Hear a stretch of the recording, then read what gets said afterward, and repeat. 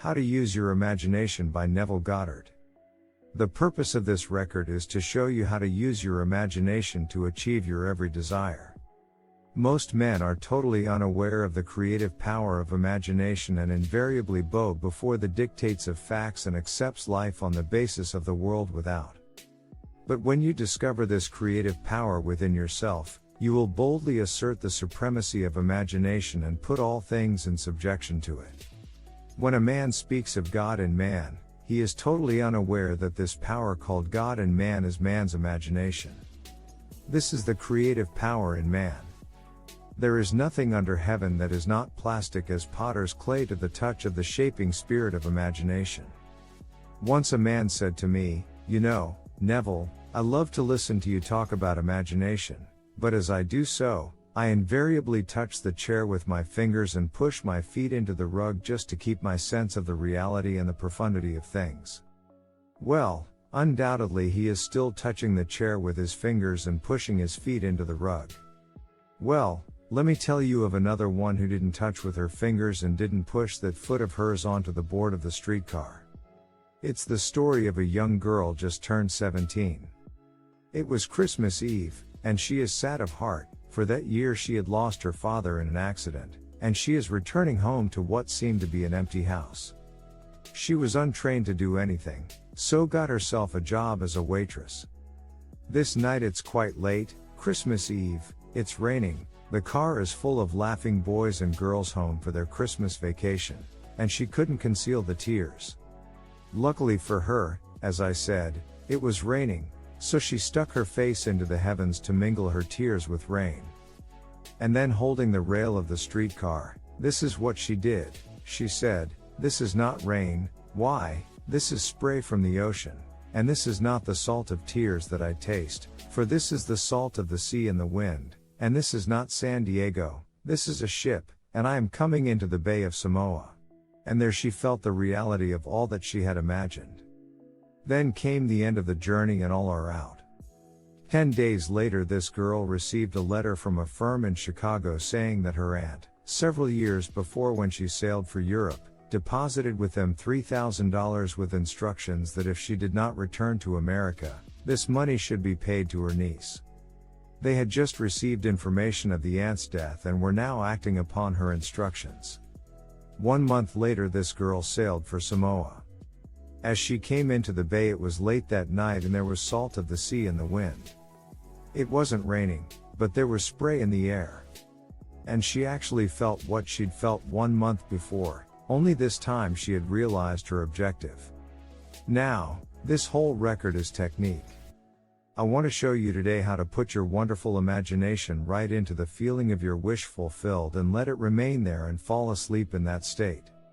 And I promise you, from my own experience, you will realize the state in which you sleep, if you could actually feel yourself right into the situation of your fulfilled desire and continue therein until you fall asleep. As you feel yourself right into it, remain in it until you give it all the tones of reality, until you give it all the sensory vividness of reality. As you do it, in that state, quietly fall into sleep. And in a way you will never know, you could never consciously devise the means that would be employed, you will find yourself moving across a series of events leading you towards the objective realization of this state. Now, here is a practical technique. The first thing you do, you must know exactly what you want in this world. When you know exactly what you want, make as lifelike a representation as possible of what you would see, and what you would touch, and what you would do were you physically present and physically moving in such a state. For example, suppose I wanted a home, but I had no money, but I still know what I want. Without taking anything into consideration, I would make as lifelike a representation of the home that I would like, with all the things in it that I would want. And then, this night, as I would go to bed, I would in a drowsy, sleepy state, the state that borders upon sleep, I would imagine that I am actually in such a house, that were I to step off the bed, I would step upon the floor of that house. Were I to leave this room, I would enter the room that is adjacent to my imagined room in that house. And while I am touching the furniture and feeling it to be solidly real, and while I am moving from one room to the other in my imaginary house, I would go to sound asleep in that state. And I know that in a way I could not consciously devise, I would realize my house. I have seen it work time and time again. If I wanted promotion in my business, I would ask myself, what additional responsibilities would be mine were I to be given this great promotion? What would I do? What would I say? What would I see? How would I act? And then in my imagination I would begin to see and touch and do and act as I would outwardly see and touch and act were I in that position. If I now desired the mate of my life, were I now in search of some wonderful girl or some wonderful man, what would I actually find myself doing that would imply that I have found my state? For instance, suppose now I was a lady, one thing I would definitely do, I would wear a wedding ring. I would take my imaginary hands and I would feel the ring that I would imagine to be there. And I would keep on feeling it until it seemed to me to be solidly real. I would give it all the sensory vividness I am capable of giving anything. And while I am feeling my imaginary ring, which implies that I am married, I would sleep. This story is told us in the Song of Songs, or a Song of Solomon. It is said, "At night on my bed I sought him whom my soul loveth. I found him whom my soul loveth, and I would not let him go until I had brought him into my mother's house, right into the chamber of her that conceived me." If I would take that beautiful poem and put it into modern English, into practical language, it would be this: while sitting in my chair I would feel myself right into the situation of my fulfilled desire, and having felt myself into that state I would not let it go. I would keep that mood alive, and in that mood I would sleep.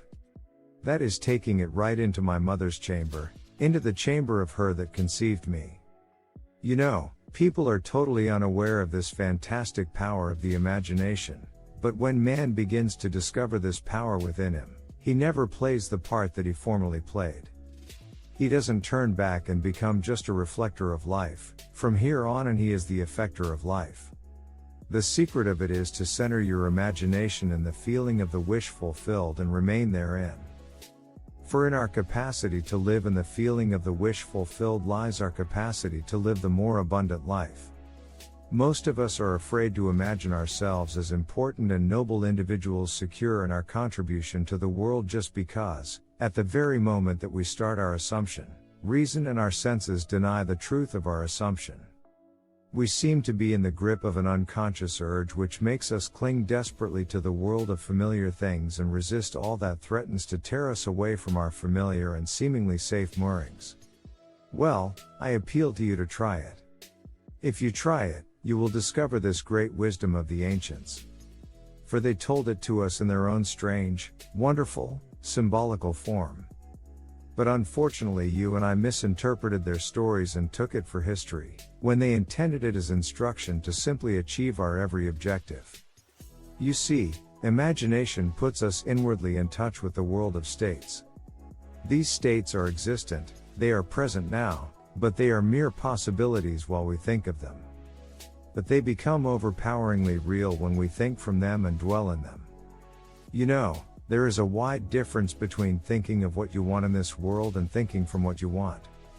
Let me tell you when I first heard of this strange and wonderful power of the imagination. It was in 1933 in New York City. An old friend of mine taught it to me. He turned to the 14th of John, and this is what he read: "In my Father's house are many mansions. If it were not so, I would have told you. I go to prepare a place for you, and if I go and prepare a place for you, I will come again and receive you unto myself, that where I am there ye may be also." He explained to me that this central character of the Gospels was human imagination, that mansion was not a place in some heavenly house, but simply my desire. If I would make a living representation of the state desired and then enter that state and abide in that state, I would realize it. At the time I wanted to make a trip to the island of Barbados in the West Indies, but I had no money. He explained to me that if I would that night, as I slept in New York City, assume that I was sleeping in my earthly father's house in Barbados and go sound asleep in that state, that I would realize my trip. Well, I took him at his word and tried it.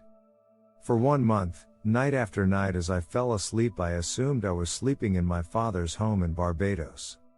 At the end of my month, an invitation from my family came inviting me to spend the winter in Barbados.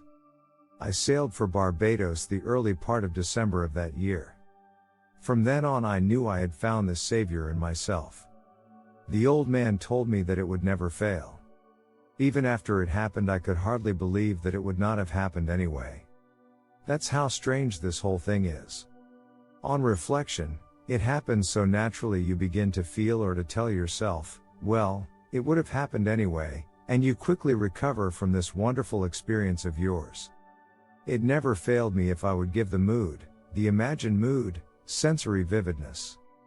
I could tell you unnumbered case histories to show you how it works, but in essence it is simple. You simply know what you want. When you know what you want, you are thinking of it. That is not enough. You must now begin to think from it. Well, how could I think from it? I am sitting here, and I desire to be elsewhere. How could I, while sitting here physically, put myself in imagination at a point in space removed from this room and make that real to me? Quite easily. My imagination puts me in touch inwardly with that state.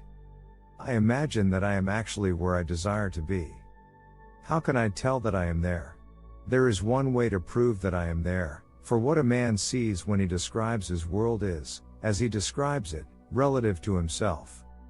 So what the world looks like depends entirely upon where I stand when I make my observation. So, if as I describe my world it is related to that point in space I imagine that I am occupying, then I must be there. I am not there physically, no, but I am there in my imagination, and my imagination is my real self. And where I go in imagination and make it real, there I shall go in the flesh, also. When in that state I fall asleep, it is done. I have never seen it fail. So this is the simple technique upon how to use your imagination to realize your every objective. Here is a very healthy and productive exercise for the imagination, something that you should do daily. Daily relive the day as you wish you had lived it, revising the scenes to make them conform to your ideals. For instance, suppose today's mail brought disappointing news. Revise the letter. Mentally rewrite it and make it conform to the news you wish you had received. Or, suppose you didn't get the letter you wish you had received. Write yourself the letter and imagine that you received such a letter. Let me tell you a story that took place in New York not very long ago. In my audience sat this lady who had heard me, numerous times, and I was telling the story of revision. That man, not knowing the power of imagination, he goes to sleep at the end of his day, tired and exhausted, accepting as final all the events of the day. And I was trying to show that man should, at that moment before he sleeps, he should rewrite the entire day and make it conform to the day he wished he had experienced. Here is the way a lady wisely used this law of revision. It appears that 2 years ago she was ordered out of her daughter-in-law's home. For 2 years there was no correspondence. She had sent her grandson at least 24 presents in that interval, but not one was ever acknowledged. Having heard the story of revision, this is what she did. As she retired at night, she mentally constructed 2 letters, one she imagined coming from her grandson, and the other from her daughter-in-law. In these letters they expressed deep affection for her and wondered why she had not called to see them. This she did for 7 consecutive nights, holding in her imaginary hand the letter she imagined she had received and reading these letters over and over until it aroused within her the satisfaction of having heard. Then she slept. On the 8th day she received a letter from her daughter-in-law. On the inside there were 2 letters, one from her grandson and one from the daughter-in-law. They practically duplicated the imaginary letters that this grandmother had written to herself 8 days before. This art of revision can be used in any department of your life. Take the matter of health. Suppose you are ill. Bring before your mind's eye the image of a friend. Put upon that face an expression which implies that he or she sees in you that which you want the whole world to see. Just imagine he is saying to you that he has never seen you look better, and you reply, I have never felt better. Suppose your foot was injured. Then do this. Construct mentally a drama which implies that you are walking, that you are doing all the things that you would do if the foot was normal, and do it over and over and over until it takes on the tones of reality. Whenever you do in your imagination that which you would like to do in the outer world, that you will do in the outer world. The one requisite is to arouse your attention in a way, and to such intensity, that you become wholly absorbed in the revised action. You will experience an expansion and refinement of the senses by this imaginative exercise and, eventually, achieve vision in the inner world. The abundant life promised us is ours to enjoy now, but not until we have the sense of the Creator as our imagination can we experience it. Persistent imagination, centered in the feeling of the wish fulfilled, is the secret of all successful operations. This alone is the means of fulfilling the intention. Every stage of man's progress is made by the conscious, voluntary exercise of the imagination. Then you will understand why all poets have stressed the importance of controlled, vivid imagination. Listen to this one by the great William Blake. In your own bosom you bear your heaven and earth. And all you behold, though it appears without, it is within, in your imagination, of which this world of mortality is but a shadow. Try it, and you too will prove that your imagination is the Creator.